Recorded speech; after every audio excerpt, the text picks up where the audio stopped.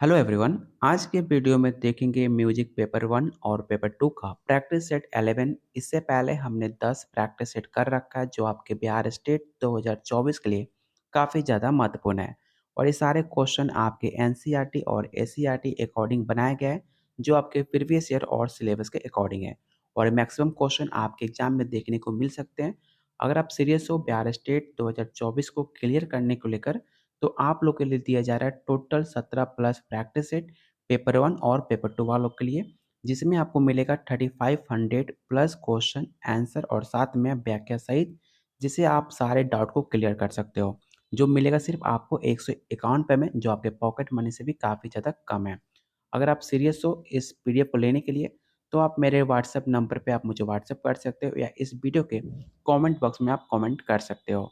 अगर आप PDF download करना चाहते हो वीडियो का, तो आप मेरे टेलीग्राम चैनल पे जाकर ज्वाइन हो सकते हो, जहाँ पर न्यूज़ और कंटेंट हमेशा आपको अपडेट मिलते रहेगा, जिसका लिंक मैंने डिस्क्रिप्शन बॉक्स और कमेंट बॉक्स में मैंने पिन कर रखा हुआ है। आप चाहो तो मुझे इंस्टाग्राम आईडी पे भी फॉलो कर सकते हो। चलिए आज का पहला क्वेश्चन है। उससे पहले वीडियो को लाइक और शेयर कर दीजिए अपने दोस्तों में, अपने ग्रुप्स में। पहला क्वेश्चन है, कम से कम कितनी मात्रा की चक्करदार एक ताल तथा झपटाल में बिना किसी परिवर्तन के बज सकती है? ऑप्शन है 20, 40, 60 या ऑप्शन डी 80। तो याद रखिएगा, इसका राइट आंसर ऑप्शन आपका ए हो जाएगा। अगला क्वेश्चन आपको सूची 1 और सूची 2 दी गई है। इसमें आपको सही मिलान करना है।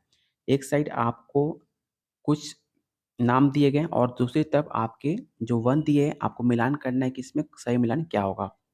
बात की जाए आपके अंबादास पंत अगले की, तो आपने नाम सुना होगा अंबादास पंत अगले की, जो आपके पाका बस हुआ करते थे। तो इसका ए का बी से आपका सही मिलान हो जाएगा। अमीर हुसैन खान का नाम आपने हर किसी ने सुना होगा। अमीर हुसैन खान आपके एक तबला वादक हुआ करते थे। तो ऑप्शन बी का जो सही मिलान होगा आपसे ए से होगा। उतन खान, उतन खान कौन थे? तो उतन खान आपके एक मृदंग माने जाते थे। तो सी का आपका 3 हो जाएगा। और जो आपका डी है, उद्धव शंकर राव शिंदे, ये आपके नगाड़ा बजाते थे। तो आपका ए का, चलिए इसका देख लेते हैं। ए का आपका होगा, ए का 2 कहाँ ऑप्शन है? ए का 2 दिया हुआ है आपका, 2 में दिया हुआ है सी और डी में। ठीक है, तो ए का आपका 2 हो जाएगा। सेकंड है अमीर हुसैन खान, अमीर हुसैन खान आपके 1 होगा। तो आपका राइट आंसर ऑप्शन आपका सी हो जाएगा। यहाँ पर सही मिलान करके दिया गया, आप इसका स्क्रीनशॉट आप रख सकते हो अगर आपके पास प्रैक्टिस सेट नहीं है तो। अगर आपको जो प्रैक्टिस सेट आप लेते हो, तो आप देख सकते हो आपको क्वेश्चन, साथ में ऑप्शन, और आप देख सकते हो कितने आसान भाषा में आपको समझा कर दिया गया है। आपको सेम क्वेश्चन, सेम आंसर और सेम पैटर्न पे आपको क्वेश्चन आपके एग्जाम में पूछे गए थे। आप जाकर बीपीएससी का पेपर भी उठाकर चेकआउट कर सकते हो। अगला क्वेश्चन है, उत्तर भारतीय शास्त्रीय संगीत में तालबंधों की संख्या कितनी होती है? ये सवाल आपका बिहार स्टेट 2023 में पूछा जा चुका है। इस क्वेश्चन को आप वीवीआई क्वेश्चन टिक आउट कर लीजिएगा। ऑप्शन है 1, 2, 3 या ऑप्शन डी 4। तो याद रखिएगा, उत्तर भारतीय शास्त्रीय संगीत में चाल वाद्यों की संख्या में बांटी गई है। पहला कौन सा है? तो पहला आपका तंतुवाद है, सेकंड आपका सुशील, और थर्ड आपका औनत, और चौथा आपका घनवाद है, जो आपको अच्छे से सारे डिफिनेशन के साथ आपको समझाया गया है। जब आप सारे डिफिनेशन को पढ़ोगे, तो सारे डाउट आपके क्लियर हो जाएंगे। क्वेश्चन 140 कह रहा है, 7 मात्रा के प्रचलित तालों की संख्या कितनी होती है? 2, 3, 4 या 5। ये सवाल आपका डी ट्रिपल एस बी 2018 में सवाल पूछा गया था। आपको बताना इसका राइट आंसर क्या हो जाएगा। 7 मात्रा की प्रचलित तालों की संख्या टोटल आपकी 3 होती है। तो ऑप्शन आपका बी राइट आंसर हो जाएगा। कौन-कौन सी होती हैं? तो पहला आपका रूपक, तीव्रा और पस्तु, ये 3 ताले हैं जिसकी मात्रा आपकी 7 है। इसे आप नोट डाउन कर लीजिएगा। और 3 तालों में 3 विभाग भी होते हैं। इस पॉइंट को भी आप ज़रूर याद रख लीजिएगा। तो इसका राइट आंसर ऑप्शन आपका बी हो जाएगा। तिहाई के कितने प्रकार होते हैं? ये सवाल आपका यूपी पीजीटी 2021 का पूछा हुआ सवाल है। तिहाई के कितने प्रकार हैं? 8, 6, 4 या ऑप्शन डी 2। तो तिहाई के आपके 2 प्रकार होते हैं, कौन-कौन सा? तो पहला दमदार तिहाई और दूसरा बेदम के तिहाई। दमदार तिहाई में एक बोल समूह एक ही ढंग से 3 बार बजाया जाता है। जब पहले भाग और दूसरे भाग को बजाने के बाद रुका था, वो दम दिया जाता है। तो इसका राइट आंसर ऑप्शन आपका डी हो जाएगा 2।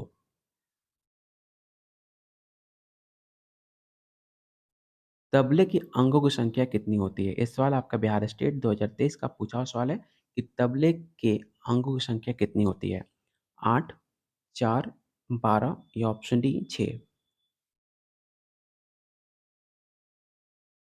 तो तबले की अंगों की संख्या आपकी 8 होती है। यहाँ पर आप देख सकते हो, प्राचीन मार्ग और देसी तालों में 8 अंगों का प्रयोग मिलता है, जिनके नाम आप देख सकते हैं अनुद्रुत, द्रुत, द्रुत विराम, लघु, लघु विराम, गुरु, प्लुटु और काकपद होते हैं। लेकिन एक यहाँ पे नोट भी दिया गया है, नोट को आप ज़रूर नोट डाउन कर लेना। अधिकतर ग्रंथों में 6 अंग ही माने गए हैं, जिनमें सभी में द्रुत विराम और लघु विराम को हटा दिया गया है। इस पॉइंट को भी आप ज़रूर याद रखिएगा। अगर ऑप्शन में आपका 8 और 6 दिया गया है, तो पहला ऑप्शन आप 8 टिक आउट करना। अगर ऑप्शन में आपका 8 नहीं दिया गया है, तो आपका राइट आंसर ऑप्शन आपका 6 हो जाएगा। इस पॉइंट को आप ज़रूर नोट डाउन कर लेना, नहीं तो आपका 1 नंबर फ्री में चला जाएगा। यति की संख्या कितनी होती है? 4, 2, 3 या ऑप्शन डी 5? ताल शास्त्रों में गति प्रयोग को यति कहते हैं। इस पॉइंट को आप नोट डाउन कर लेना। यति को निम्न 5 प्रकारों में बाँटा गया है। तो ऑप्शन डी आपका राइट आंसर हो जाएगा। पहला कौन है? तो पहला सामायति, सेकंड श्रोतगत यति, थर्ड गुपचुप्पा यति और फोर्थ मृदगम और लास्ट में आपका पिपीलिका यति होता है। ये सारे यति को आप नाम नोट डाउन कर लेना, क्योंकि इससे आपके सवाल पूछे जा सकते हैं आपके पेपर में। तो इसका स्क्रीनशॉट या आप इसका नोट डाउन आप बना सकते हो। अगला क्वेश्चन है, मार्ग ताल की संख्या कितनी होती है?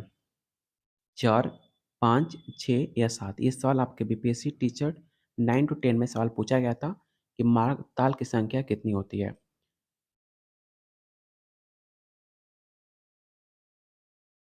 तो याद रखिएगा, मार्ग ताल की संख्या टोटल आपकी 5 होती हैं। कौन-कौन से? तो यहाँ पर आप नाम देख सकते हो, पाँचों का नाम यहाँ पर दिया गया है। चंचपटु, चंचपुट, सस्पिटापुत्र, संवग-विष्टाक और उद्धत। ये सारे 5 नाम हैं आपके 5 मार्गीय तालों का, जो आपके एग्ज़ाम में सवाल बनाए जा सकते हैं आपके पेपर के लिए। इसे आप ज़रूर नोट डाउन कर लेना। क्वेश्चन 145 कह रहा है, मुख्य पन्नों की संख्या कितनी होती है? 4, 5, 6 या ऑप्शन डी 7? आप लोगों से रिक्वेस्ट है, जितने लोग आप वीडियो को देख रहे हो, प्लीज़ एक बार वीडियो को लाइक कर दीजिए और अपने दोस्तों में, अपने ग्रुप्स में वीडियो को ज़रूर शेयर कीजिए, जो आपके लिए काफ़ी ज़्यादा, मुझे भी अच्छा लगेगा। जब लाइक वीडियो शेयर करोगे तो मुझे मोटिवेशन मिलेगा आप लोग के लिए इसी तरह इंपॉर्टेंट क्वेश्चन कराने के लिए। तो वीडियो को लाइक और शेयर ज़रूर कर दीजिएगा और जो चैनल पे नए आए हैं, तो चैनल को ज़रूर सब्सक्राइब कर लीजिएगा। तो इसका राइट आंसर क्या होगा आपको बताना है। तो मुख्य पन्नों की संख्या आपकी 4 मानी गई है। तो ऑप्शन ए आपका राइट आंसर हो जाएगा।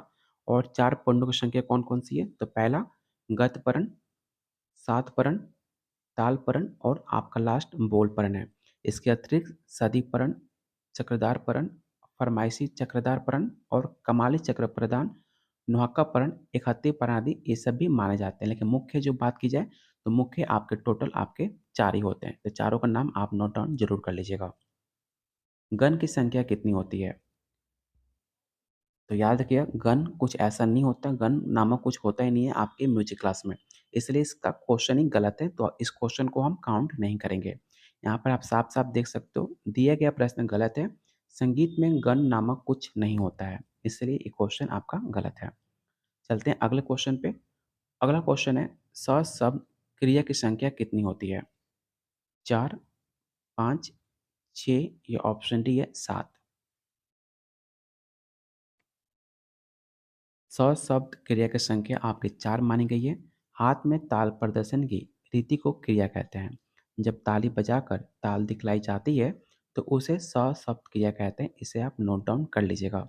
और कितने इसके प्रकार होते हैं? तो सशब्द क्रिया के 4 भेद होते हैं। पहला ध्रुवा, शंपा, ताल और आपका लास्ट में सनिपात। तो ऑप्शन इसका ए राइट आंसर हो जाएगा। इसे आप ज़रूर याद कर लीजिएगा। अगला क्वेश्चन आपके बीपीएससी टीचर 2.0 11-12 का क्लास पूछा गया था कि चार बाग के बोल किसके अंतर्गत आता है? फर्द, गद्य, चौपल्ली या ऑप्शन डी परण।